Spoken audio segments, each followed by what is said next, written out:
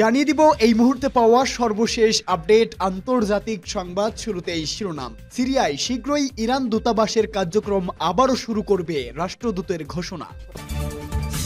জানাবো নেতানিয়াহুর বিরুদ্ধে মৃত্যুদণ্ডের রায় অসম্ভব নয়, ইরানের উপ পররাষ্ট্রমন্ত্রীর বার্তা।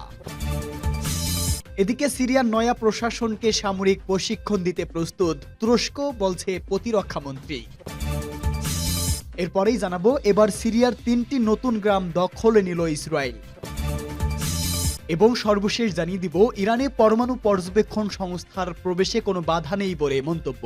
এতক্ষণ শুনছিলেন সংবাদ শিরোনাম, এবারে বিস্তারিত। তবে তার আগে প্রতিদিনের আপডেট আন্তর্জাতিক সংবাদ সবার আগে পেতে ভিডিওটিতে একটি লাইক দিয়ে চ্যানেলটি সাবস্ক্রাইব করার অনুরোধ রইল। সিরিয়ায় শীঘ্রই ইরান দূতাবাসের কার্যক্রম আবার শুরু করবে রাষ্ট্রদূত। দামেস্কের ইরান দূতাবাস অচিরেই তার কার্যক্রম আবার শুরু করবে বলে জানিয়েছেন সিরিয়ায় নিযুক্ত ইসলামী প্রজাতন্ত্র ইরানের রাষ্ট্রদূত হোসেইন আকবরী। তিনি বলেছেন, আমরা দূতাবাসের কার্যক্রম দ্রুততম সময়ের মধ্যে শুরু করতে চাই। সিরিয়ার নতুন কর্তৃপক্ষ আমাদেরকে দূতাবাসের নিরাপত্তা নিশ্চিত করতে রাজি হয়েছে।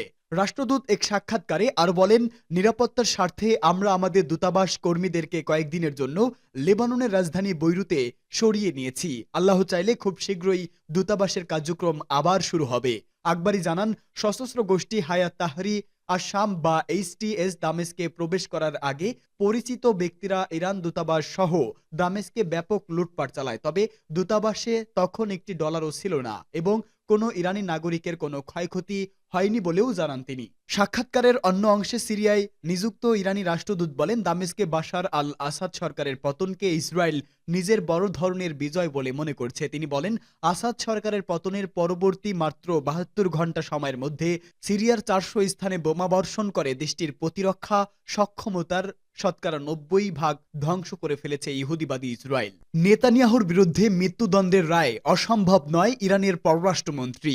গাজা উপত্যকায় যুদ্ধ অপরাধ চালানোর দায়ে ইহুদিবাদী ইসরায়েলের প্রধানমন্ত্রী বেনিয়ামিন নেতানিয়াহুর মৃত্যুদণ্ড ঘোষণা করা অসম্ভব ব্যাপার নয় বলে মন্তব্য করেছেন ইরানের অন্যতম উপ পররাষ্ট্রমন্ত্রী কাজেম গারিবাবাদি। তিনি বলেন, আমার দৃষ্টিতে এটি কোনো অসম্ভব ব্যাপার নয়, চেষ্টা চালালে তা করা সম্ভব। সাক্ষাৎকারে ইসরায়েলি কর্মকর্তাদের অপরাধযোগ্যের বিষয়টি তদন্ত করার মতো নিরপেক্ষ আদালতের অভাবের কথা তুলে ধরেন গারিবাবাদি। তিনি বলেন, আন্তর্জাতিক ফৌজদারি আদালত বা ICC নেতানিয়াহুর বিরুদ্ধে যে গ্রেপ্তারি পরোয়ানা জারি করেছে তা একটি বিচারিক কর্তৃপক্ষের পক্ষ থেকে জারি করা ন্যূনতম পদক্ষেপ। তাহলে নেতানিয়াহুর বিরুদ্ধে কোন আদালত কিভাবে মৃত্যুদণ্ড জারি করতে পারে? এমন প্রশ্নের উত্তরে ইরানের উপ পররাষ্ট্রমন্ত্রী বলেন, ফিলিস্তিনের সমর্থক ও ইসরায়েলি অপরাধযোগ্যের বিরোধী 2-3টি দেশ একত্রিত হয়ে একটি যৌথ আদালত গঠন করতে পারে এবং সেখান থেকে ইসরায়েলি কর্মকর্তাদের বিরুদ্ধে মৃত্যুদণ্ডের রায় দেওয়া সম্ভব। তবে তিনি বলেন, সেই রায় বাস্তবায়ন কিভাবে হবে তা নিয়ে আলোচনা করা যেতে পারে। গাজা উপত্যকায় ভয়াবহ যুদ্ধ অপরাধ করার দায়ে গত মাসে ICC ইসরায়েলি প্রধানমন্ত্রী নেতানিয়াহু ও তার সাবেক যুদ্ধমন্ত্রী ইয়োব গ্যালন্তের বিরুদ্ধে গ্রেপ্তারি পরোয়ানা জারি করে। আদালতটি গঠনের 22 বছরের ইতিহাসে এই প্রথম কোনো পশ্চিমা মিত্রের বিরুদ্ধে গ্রেপ্তারি পরোয়ানা জারি করা হলো। সিরিয়ার নয়া প্রশাসনকে সামরিক প্রশিক্ষণ দিতে প্রস্তুত তুরস্ক, প্রতিরক্ষামন্ত্রীর মন্তব্য।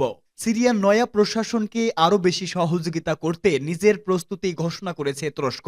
তুর্কি প্রতিরক্ষামন্ত্রী ইয়াসার গুলের বলেছেন, সিরিয়ার পক্ষ থেকে অনুরোধ করা হলে দেশটিতে সামরিক প্রশিক্ষণ দেবে আঙ্কারা। গুলের আঙ্কারায় এক সংবাদ সম্মেলনে এ তথ্য জানান। তিনি বলেন, নিজেদের গঠনমূলক হিসাবে প্রমাণ করার জন্য সিরিয়ার নতুন সরকারকে সুযোগ দিতে হবে। তুর্কি প্রতিরক্ষামন্ত্রী বলেন, সিরিয়ার নয়া প্রশাসন তাদের প্রথম বিবৃতিতে ঘোষণা করেছে যে তারা সকল সরকারি প্রতিষ্ঠান এবং জাতিসংঘ সহ সকল আন্তর্জাতিক সংস্থাকে সম্মান জানাবে। তিনি বলেন, কাজেই নয়া প্রশাসন এখন কি করে তা দেখার জন্য তাদেরকে সুযোগ দেওয়া উচিত। তুরস্ক সিরিয়ার সঙ্গে সামরিক সহযোগিতার বিষয়টি বিবেচনা করছে কিনা এমন প্রশ্নের উত্তরে গুলের বলেছেন, বিশ্বের বহু দেশের সঙ্গে তুরস্কের এ ধরনের সহযোগিতা রয়েছে এবং দামেস্কের নয়া প্রশাসন একই রকম অনুরোধ করলে আঙ্কারা তা বিবেচনা করবে। তুর্কি প্রতিরক্ষামন্ত্রী আরো বলেন, এই মুহূর্তে আঙ্কারার প্রধান অগ্রাধিকার হচ্ছে সিরিয়ার কুর্দি সশস্ত্র গোষ্ঠী YPG-কে নির্মূল করা। তুরস্কের কুর্দি বিচ্ছিন্নতাবাদী গোষ্ঠী পিপেকের সঙ্গে YPG-র যোগসাজ রয়েছে দাবি করে গুলের বলেন, বিষয়টি মার্কিন যুক্তরাষ্ট্রের কাছে স্পষ্ট করে তুলে ধরা হয়েছে। তিনি পরিষ্কার করে বলেন, সিরিয়ার পিকেকে ওয়াইপিজি সন্ত্রাসীদের আজ হোক অথবা কাল নির্মূল করা হবেই। সিরিয়ার নয়া প্রশাসন এবং আমরা উভয়ই এটা চাই। এবার সিরিয়ার ৩টি নতুন গ্রাম দখল করল ইসরায়েল। বাশার আল আসাদের পতনের পর সিরিয়ায় বিস্তীর্ণ হামলা শুরু করেছে ইসরায়েল। সম্প্রতি সীমান্তের বাফার জোন দখলের পর হারমোন পর্বতের সিরিয়ার অংশের দখল নেয় ইসরায়েলি বাহিনী। এবার সিরিয়ার দক্ষিণ অঞ্চলের ৩টি নতুন গ্রাম দখলে করে নিয়েছে তারা। আনাদুলু এজেন্সির প্রতিবেদনে বলেছে, তারা প্রদেশের জামালা এবং দামেস্কের গ্রাম অঞ্চলের মাজরাত, বেইত জিন ও মাগর আল মির গ্রাম দখল করে নিয়েছে ইসরায়েল। প্রায় ৩৫ বছর ধরে লৌমুষ্টি নিয়ে সিরিয়া আঁকড়ে ধরে থাকা আসাদ সরকার গত ৮ ডিসেম্বর বিদ্রোহীরা দামেস্কের নিয়ন্ত্রণে নিলে রাশিয়ায় পালিয়ে যান। হায়াত তাহরির আল শামস যোদ্ধারা ২ সপ্তাহেরও কম সময়ের মধ্যে দ্রুত আক্রমণে দেশের বিভিন্ন গুরুত্বপূর্ণ শহর দখল করে নেয়। সিরিয়ার সাথে ১৯৭৪ সালের একটি চুক্তি ভেঙে গোলান মালভূমির অসামরিককৃত অঞ্চল বাহিনী মোতায়েন করে ইসরায়েল। এই পদক্ষেপে জাতিসংঘ এবং বেশ কয়েকটি আরব দেশ নিন্দা জানিয়েছে। জাতিসংঘের ডিএসএনগেজমেন্ট অবজারভার ফোর্সের মতে বাফার জোনটি দৈর্ঘ্য ৭৫ কিলোমিটার এবং প্রস্থ ১০ কিলোমিটার থেকে দক্ষিণে ২০০ মিটার পর্যন্ত বিস্তৃত।